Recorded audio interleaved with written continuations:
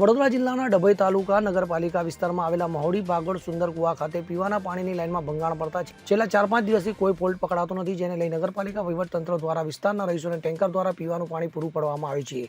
પરંતુ વિસ્તાર મોટો હોવાને લઈ એક ટેન્કરની જગ્યાએ વધુ ટેન્કરો પીવાના પાણી પહોંચાડવામાં આવે તેવી વિસ્તારના રહીશોની માંગ ઉઠવા પામી છે.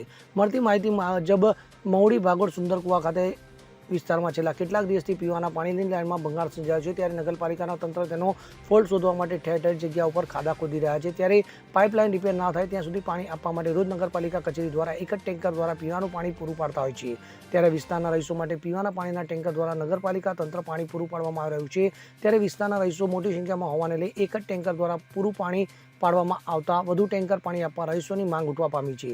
પીવાના પાણીની સમસ્યા લઈને બજારમાંથી લોકો પીવાના પાણીના જગ વેચાતા મંગા પડે છે. ત્યારે નગરપાલિકાની આ બેદરકારીના કારણે વિસ્તારના રહીશોને મુશ્કેલી વેઠવી પડી રહી હોવાનું જોવા મળી આવ્યું છે.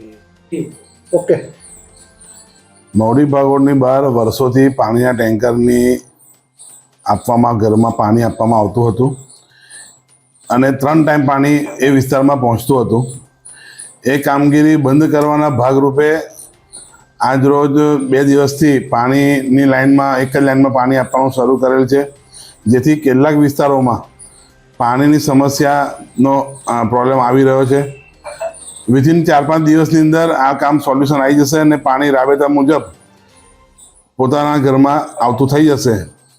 આ અગવડતાને લીધે અમને 4 ટેન્કરની વ્યવસ્થા દરેક એરિયામાં વોર્ડ નંબર મહોડી ભાગોળના વિસ્તારમાં ટેન્કરોથી પાણી આપવાનું ચાલુ છે ને મંગળ કે બુધવાર સુધીમાં આનું સોલ્યુશન આવી જશે. આમાં કેટલાક દિવસમાં કામનું પૂર્ણાહુતિ થશે ને એવું જાણવા મુજબ મળ્યું છે કે પાણીના ટેન્કર એક આવે છે અને લોકો બહારથી જગ લાવે છે.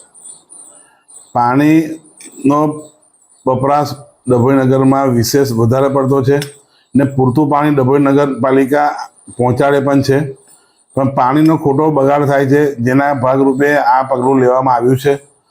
નગરપાલિકા છેવાડાના ઘર સુધી પાણી આપવા કટિબદ્ધ છે. એના કારણે જ આ કામગીરી અમે મોતીબાગમાં હાલમાં કામગીરી ચાલુ જ છે. 2 દિવસની અંદર સામાન આવશે એટલે બુધવાર વધારે વધારે મંગળ કે બુધવારે કામગીરી પૂર્ણ થઈ જશે ને એનું પાણી રાબેતા મુજબ ચાલુ થઈ જશે.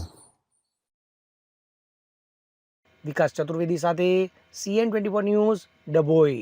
હવે જુઓ દેશ દુનિયાની તમામ ખબરો તમારી આંગળીના ટેરવે.